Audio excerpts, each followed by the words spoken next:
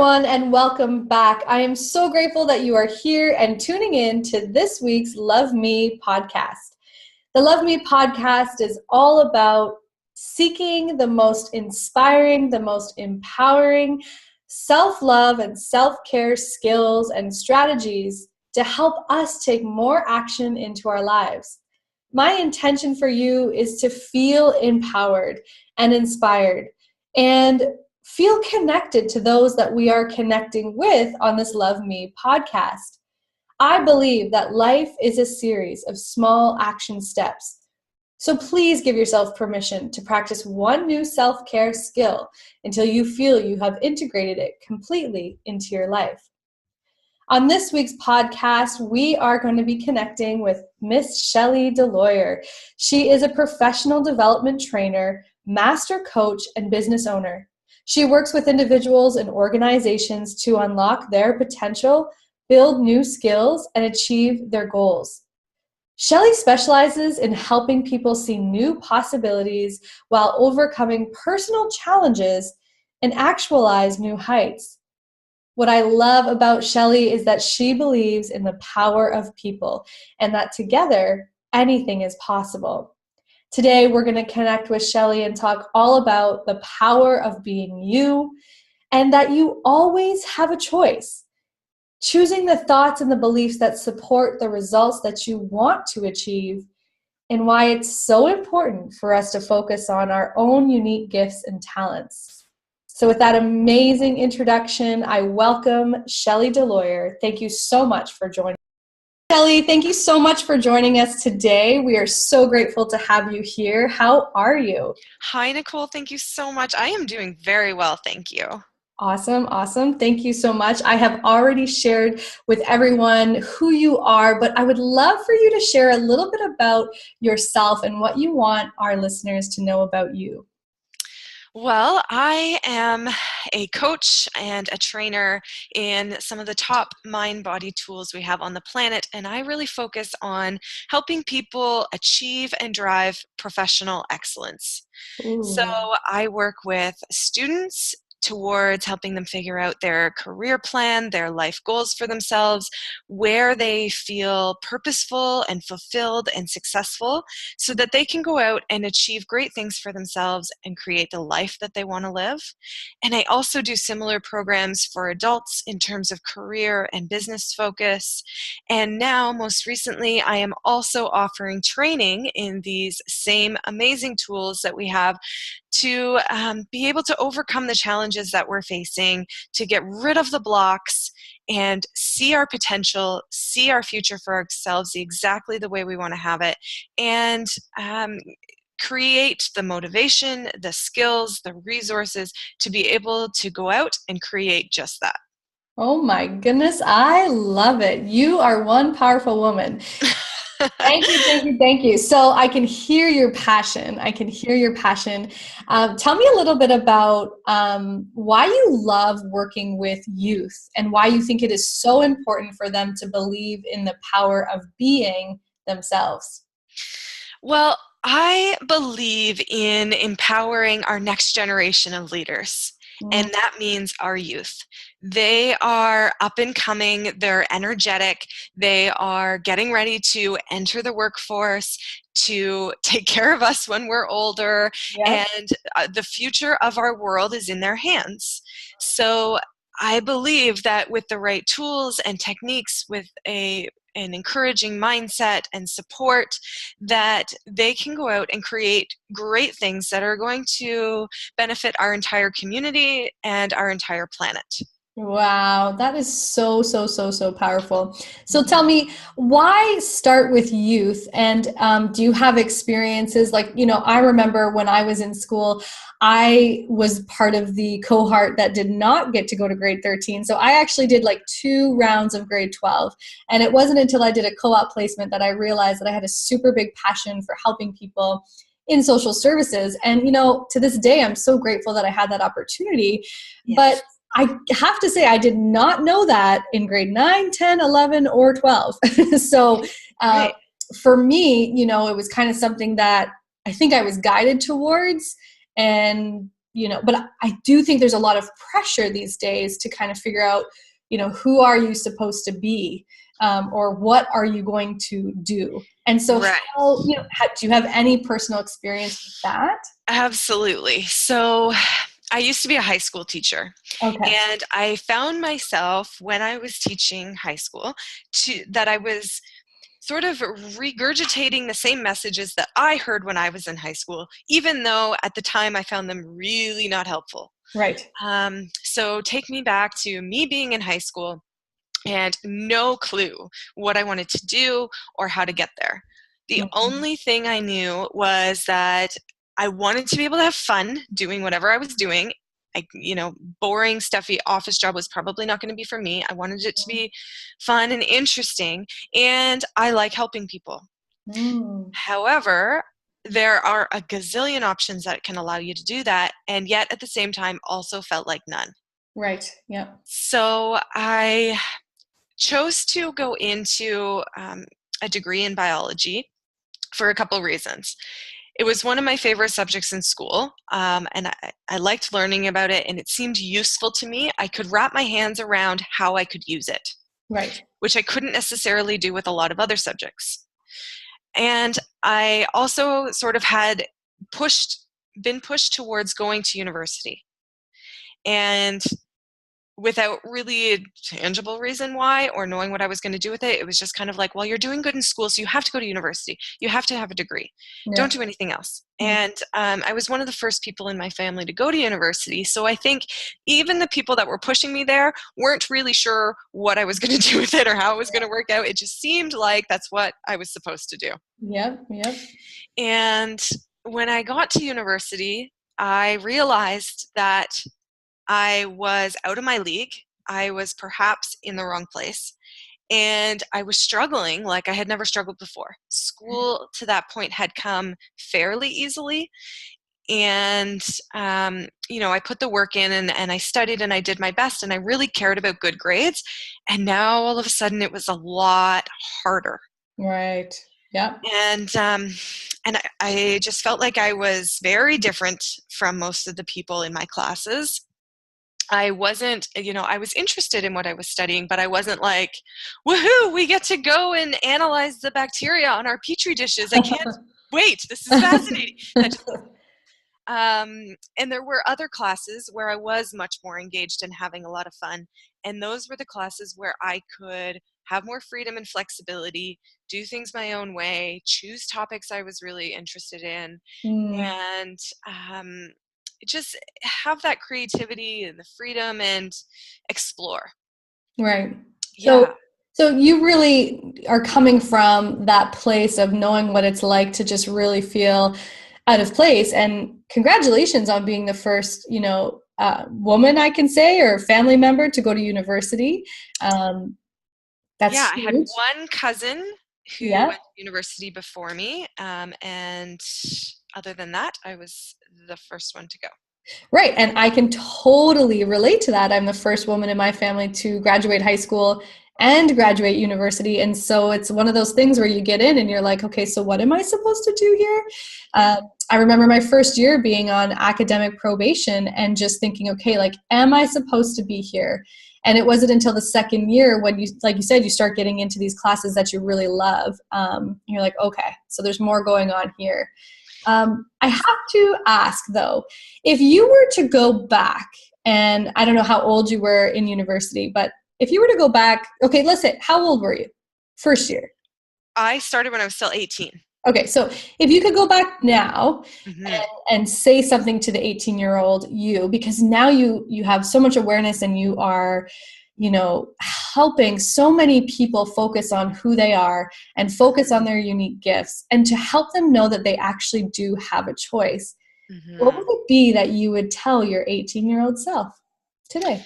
It would be to tune in to who you really are and what you really want for yourself. Because at that point in my life, I didn't know that that was an option, let alone know how to do it.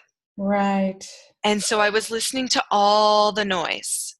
Right. everybody else's opinions, the statistics, the whole idea of, well, if you do an arts degree, you'll be unemployed, and just letting other people guide me based on their model of the world, based Right. on what Yeah. they bought into. Right. Okay. So if we've got 18, 19-year-olds listening, can you tell them a little bit more about what the noise could sound like and maybe what a limiting belief is? Because I have to say, back then, I didn't even know I had a choice. I didn't know that there was a voice inside my head, right? And I think Right. we've come a long way, and we've taken that path of personal development, and we've kind of dove right in and got rid of a lot of stuff. But at 18, 19, it's really not at the top of your mind. So if you were to say something to our listeners, Yeah. how would you describe the noise, or what a limiting belief would even look like? Yeah. Okay. So the noise and the outside or external noise is essentially other people's opinions and other people telling you what to do. So it's the direction and the voices that come from outside of yourself. Okay. And that might be media, it might be your parents or your siblings or your friends, your teachers, your guidance counselors. And the really important piece to remember here is so many of these people really do have the very best of intentions for you. Absolutely. I'm They're so glad you said that. giving you the advice and guidance because they really, true, honestly believe that they're doing you a favor, that it's good for you, that it's helpful, and they want what's best for you. Yeah. And I think the difference is really being able to listen to that and to thank them for that and for being in your corner and having your back, and then reflecting on it to decide what information you want to keep and what you're going to leave at bay. Right. So like you said, tuning into what's inside. And so, as an expert in guiding youth and adults to really go inside, what is one thing that you could maybe share with us today that you would encourage, like one simple strategy that would really help them focus in on what are their unique gifts and talents? Like how do you help someone focus on what their unique gifts and talents are? Is there a strategy? Is there how do you do that? There's a few different ways we come about it because everybody's different. Right. And I start off with a couple of assessments that help us get clear on the individual person's personality preferences, interests, skills, and values. Okay. And I only use these as a starting ground because I believe they are phenomenal conversation starters that Right. help open the door, that help us start talking about different key things that make them them. Mm-hmm. And I believe they are only the beginning. I don't use these assessments in any way to say, okay, so this tells you that you're an introvert, so that means XYZ. I don't put those blocks or those stigmas or labels around people. Right. I Like you really don't help put them them, into a box. There's no not at all. noise. Okay, cool. No, I really help them identify who they believe they think they are or know they are and what that means for them. And then take the conversation deeper to say, okay, so now that you know this and you're seeing yourself on this deeper level, then we start talking about what you're passionate about, when you're at your best. And one of my favorite questions is, what are you spending time doing during those moments when you totally lose track of time? Ooh, I love that. Okay, say it again just in case. Okay. What is it that you're spending your time doing during those moments when you totally lose track of time? Wow. So it can be anything. Sometimes it's surrounding yourself with fun people Mm-hmm. and, just being with people that you love. And then all of a sudden the time's gone by and you can't believe how much time has gone. Right. Sometimes it's diving into a really good book Mm-hmm. or listening to an audio or a podcast. Right. Maybe it's art and you're creating something that has never existed before. Wow. That's Um, so cool. Yeah, and it's different for everybody. Some people it's sports, and sometimes it's academic related, and sometimes it's purely fun. Right. Yeah. And I think what's really cool about this is like knowing that it doesn't have to be academic, because I think a lot of us struggle with, well, I have to be super smart and I have to, I have to get really good grades. And I do think those are all very important, but it's also that emotional, creative side of us that there's so much potential in there. And I think we struggle because we don't see it as often as maybe we need to. We don't see it Exactly. in the system. I mean, would Yes. you agree? Absolutely. So our Okay. education system is designed to focus on academic intelligence. Right. And we bring in other types of intelligences. We bring in interpersonal skills when you do group work, and we bring in artistic intelligence and creative intelligence in certain classes or certain projects. And we bring in physical or bodily intelligence in gym class and things like that. But the overall umbrella is focusing on academic intelligence. Yep, And the absolutely. whole idea that I'm going to teach you what you need to know, and your job is to learn it and remember it, and then you need to demonstrate it back on a test or a project or a summative or exam or whatever it is. Well, and I have to say, if those are not your unique gifts, as they were not mine, I struggled in school because knowing what I know now, that's not something that comes effortless to me. And Mhm. not saying I didn't try, totally tried, but it wasn't the effortless stuff. And so what I love is that you ask the question around, what do you do that you lose the time in, when you are, just completely losing track of time.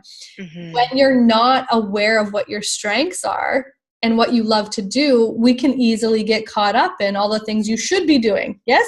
Yes, Yeah. absolutely. And so when you're paying attention to what am I supposed to do, which comes from other people, Yeah. and that outside noise, then you're focusing so much on doing that you forgot about being who you are really meant to be. Hmm. And instead of focusing on what am I supposed to do, or what do I want to do, or what am I going to do, which is a big question for the people I work with, planning out future education and careers is all about what do I want to do with the rest of my life. Right. Well, hold on, just be 17 for a minute Yes. instead of Yes, focusing please. on what you're going to be doing when you're 40. Yes.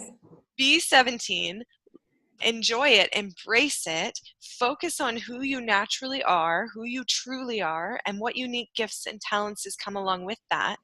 Now you're focused on being you and who you naturally are, being your true self, and then we can take a look at what you want to have and what you want to do that's in alignment with Right. who you already naturally, truly, authentically are.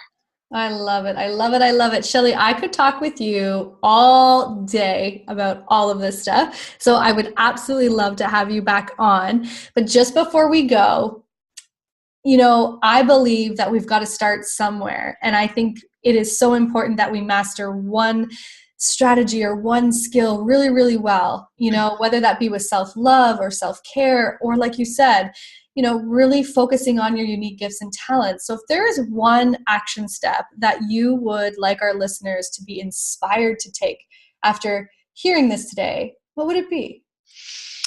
I would suggest that you start off every day with the question, what am I going to do towards fulfilling my purpose today? Ooh. And it can be a big thing, Yep. and it can be a really small thing. Cool. Because small action steps regularly over time lead to really big results. Absolutely. I love that you just said that, because that's really what it is. It's the essence of saying, I took this step today, and the fact that I took a different step, the fact that I'm committing to this different step means that I am willing to see different results. And that's the kindness that I think is so important that we have with ourselves. Would you agree? Absolutely. And when you take a look at that small, purposeful action step, and Yes. it's really getting you to be authentic around what does purposeful actually mean to me Yeah. instead of to anybody else. And then it's part of why you're doing what you're doing. And it's part of knowing why you're here and why you are contributing to society. And that is where motivation and fulfillment comes from. Oh, When you yep. know your why Yep. and you know what's purposeful to you, you're motivated, you're engaged, and it's so much more fun. So much more fun. I feel like when you know your why, you are connected, you're just so connected, and you're looking on the inside for your own kind of, not approval, but for your own kind of acknowledgement, instead of looking outside like we talked about. And so, you know what, I just absolutely love that. Maybe that should be the next topic for when we have you back. Know your Absolutely. why, because I believe that once you know your why, you will say yes to things you love, and you will say no to the things that just don't, suit that. And you will feel so empowered when you say no, and that I think is so important. So, okay, Absolutely. we are going to have to absolutely have you back on. So thank you, thank you, thank you. My pleasure. I would love to be back with you. Awesome. And one thing you would like everyone to hear today, I would love for you to inspire. What's the one thing you would love our listeners to hear today? I want every single person to know that you already have absolutely everything you need inside of you. Oh, I got goosebumps. So And powerful. so when you embrace that and you reflect on it and you believe it and you find it inside of you, you always have the choice to be you and to go out and create big, amazing things for yourself with everything that you already have inside of you. Oh my God, Shellie, I love it. Thank you, thank you, thank you. That is just so beautiful. Thank you so much for for sharing your time, for connecting, for empowering and inspiring our listeners today. I wish you so much love. Thank you, thank you, thank you. And we will talk soon, my love. Thank you so much for having me. It's been an absolute blast and my pleasure to be here. Thank you. Bye, love. Bye. Thank you so much to Shellie Deloyer. I would love to hear from you. So please share your comments. If you haven't yet, I invite you to follow me on Instagram. You can do that at _Nicole_Weston_. You can also like or follow me on Facebook. And I would love for you to subscribe to my YouTube channel. We are currently going to be uploading all of these podcasts onto YouTube. So please do that. And here's the thing.